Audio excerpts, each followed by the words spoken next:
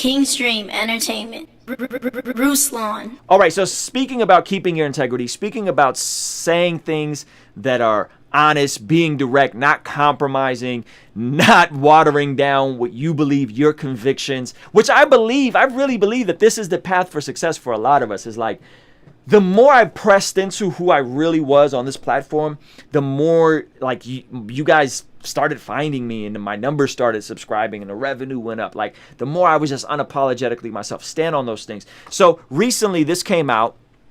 Tulsi Gabbard went in on Netflix for this new Cuties show. Now, some of you guys heard this. I don't know if y'all heard about this, okay? But I'm going to pull this up. And of course, I got a proverb for you to tie this in. But check this out. Yo, Tulsi, okay, by the way, if you don't know who Tulsi Gabbard is, she was running in the Democratic primary, one of the better candidates. Her and Andrew Yang were my two favorite. Yang Gang, if y'all know me, y'all know I'm Yang Gang. And she was one of my favorite too. Of course, Andrew Yang and Tulsi Gabbard like got the least speaking time, got the most shafted, right? By the way, Tulsi Gabbard is the one who actually ended Kamala Harris's run. She ethered Kamala Harris. I played a clip of it on my Twitter. You guys can go check it out. Tulsi Gabbard's the real deal. She's a patriot. She's a vet. I like her. She's very likable, right? And again, this isn't a full endorsement of all of her politics and all of her views, but by and large, she's solid, in my opinion, okay? So Tulsi Gabbard ran for president. She's still in politics.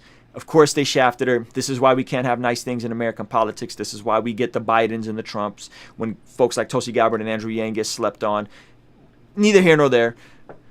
Tulsi Gabbard posts this, and I love her for this. She said, Netflix, child porn cuties will certainly whet the appetites of pedophiles and help fuel the child sex trafficking trade.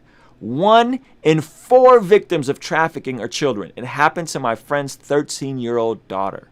Netflix, you are now complicit. Hashtag cancel Netflix. Wow. Wow. Now, by the way, what is she talking about? She's talking about this goofy show by Netflix called Cuties, which is about a bunch of 11-year-olds wanting to join some kind of twerk team. Netflix wheeled back some of their marketing for it, changed the description and whatever, tried to apologize, but still greenlit the show, right? This is the, like, when y'all see me going in on the Drakes and y'all see me going in on these things, this is the nonsense. This is the nonsense that I'm talking about that's now so prevalent in culture that we're just so desensitized to these shenanigans.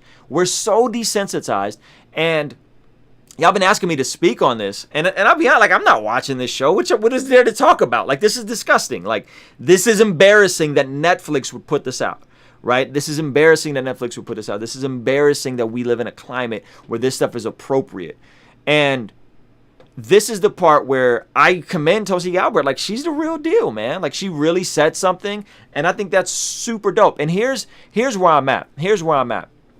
If we're going to talk about the Me Too movement, which by the way, women, we have to protect women, right? We have to be vigilant about those people who abuse women. Like, it's never okay to abuse a woman. She wasn't asking for it. Like, no means no. Like, these are, like, if you're a Christian, these things are so blatantly obvious. But there's still a lot of, you know, rape culture and male toxicity, and even in hip hop, all these things, right?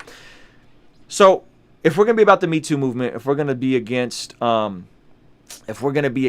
child sex trafficking, we gotta have just scales. We have to be congruent. We have to be consistent, right? So you can't be like, yo, Me Too, women empowerment, yeah, these things are important. Why?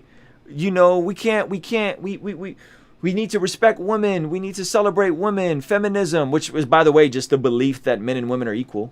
So by that definition, I'm a feminist, right? Who would have thought, right? So men and women are equal. And then when these shenanigans come out, when this trash comes out, we're silent.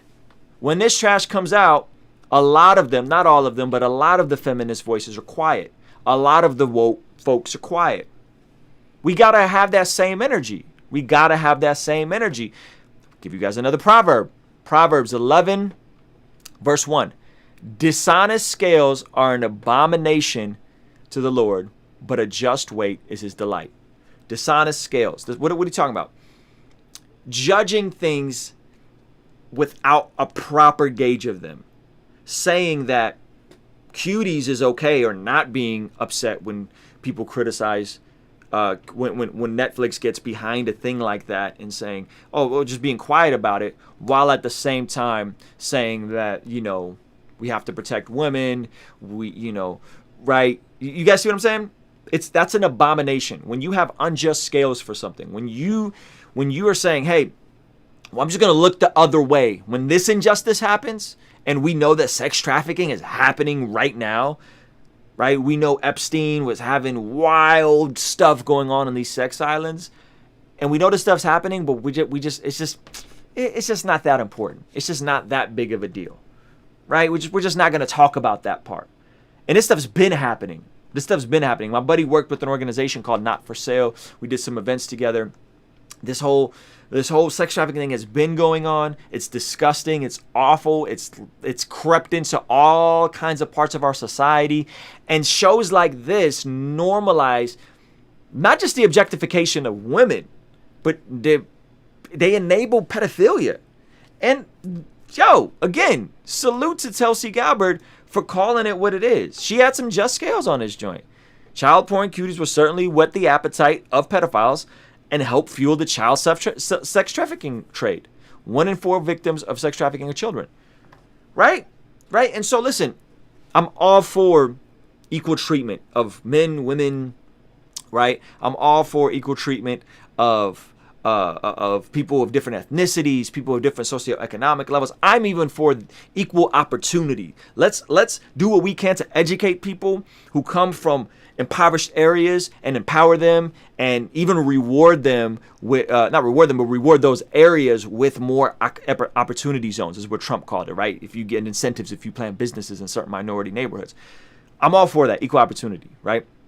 But we also have to have equal outrage about this stuff. And the fact that this was so under the table and nobody talked about it, while we're saying Me Too movement and protect women and this whole thing, it's just, they're not just scales. It's not even. We're not weighting these things out the same. We're burying our head in the sand when it's convenient, and we're extra outraged, right, when it's convenient. So we have to keep that same energy. We got to be consistent. We got to be congruent. We got to be cohesive. And we got to know that unjust scales, you showing partiality, is an abomination. You picking which issues you can. No, injustice is injustice. Injustice is injustice, period. Whether that's unarmed black men being shot by police and that's become normalized, or whether that's people ambushing police and shooting police that had nothing to do with anything. That's injustice on both sides. Keep that same energy. We got to keep that same energy. Now, I'm not saying like go protest for Blue Lives Matter. That's not, y'all know I'm not on no Blue Lives Matter vibes. But I'm saying we got to keep that same energy. And by and large, most people who are reasonable and have objective conversations be like, yo, what we're doing? No. We don't do that. No, we don't shoot police officers. No, like that's not lit. That's not lit. That's not okay. Right? So we gotta keep that same energy. When we see injustice, whether it's against children, whether it's against minorities, whether it's against immigrants, whether it's against different faiths, Muslims, whatever, when we see injustice, we have to keep that same energy. And if we all have a degree of righteous indignation, righteous outrage, then I think that's how we move forward. When we're more thoughtful, when we're more reasonable. So the way that this whole Netflix thing just kind of flew under the table, no one said anything. No one really cared. It wasn't really that big of a deal. At least I didn't hear it. Like I didn't hear a ton of people talk about it like that. It's kind of wild to me, man. It's kind of wild to me. I think we have a lot of double standards. I think it's very convenient to sexualize certain things at certain times and then to demonize other uses. And I'm just like, yo, why don't we just be more decent as people? Why don't we be more loving and patient towards each other? Why don't we be more compassionate across the board to everybody? To everybody. I don't care about your political spectrum. I don't care what your faith is. I don't care if you want to take back a certain word that I think may be inappropriate or unhelpful. Hey, I'm going to show empathy and I'm going to respect you and I'm going to love you well. Why? Because That's what Jesus did for me. When I was pretty far gone, when I was in my own sin, when I was walking around acting wise in my own eyes, Jesus did that for me, man. And he could do the same thing for you. You know what I'm saying? And so I think in that, as those of us who call ourselves Christian, if you're not a Christian, this is just kind of good wisdom. But if you are a Christian, you need to extend that empathy to people, even people who are hostile to your God, even people who don't get it, even people that may talk ill of you, even people that may hate you and call you a bigot. You need to extend that empathy. You need to love them well. You need to you need to be patient. You need to be kind. You need to exhibit the fruit of the Spirit.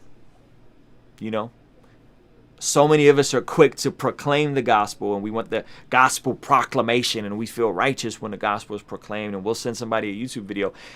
But when it comes to demonstrating the gospel, that's inconvenient. We don't want to do that.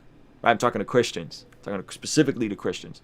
So be bold in your proclamation, cool, but be equally as bold in your demonstration. Be bold in your demonstration of these things that are happening in society, loving people and calling out sin. We got to do both. You know what I'm saying? We got to do both. And so yeah, I think it's interesting. I think it's a wild time that we live in. I think so much of this stuff is being normalized. I've talked about the Drake normalizing drug bars on my video with Drake. Go check that out. I did a video. It's called the Drake copy, Andy Mineo and Lecrae, but the video is actually about how drug bars are normalized. You guys should go watch that next. If you haven't seen that video, I think you'll appreciate it. And I'm never one for an us versus them mentality. I think it's just us people, right?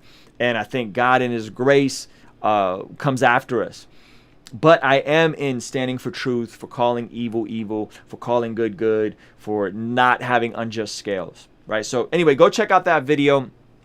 It's called The Drake Copy, Andy Mineo and Lecrae. Give this video a like. Again, appreciate you guys rocking with me, man. Help me help you, but help me get my first trophy or plaque. I'm saying it as kind of a joke, but it's a real life story. I ain't never got a trophy or plaque for anything. We didn't get 4th place trophies. We didn't get participation awards.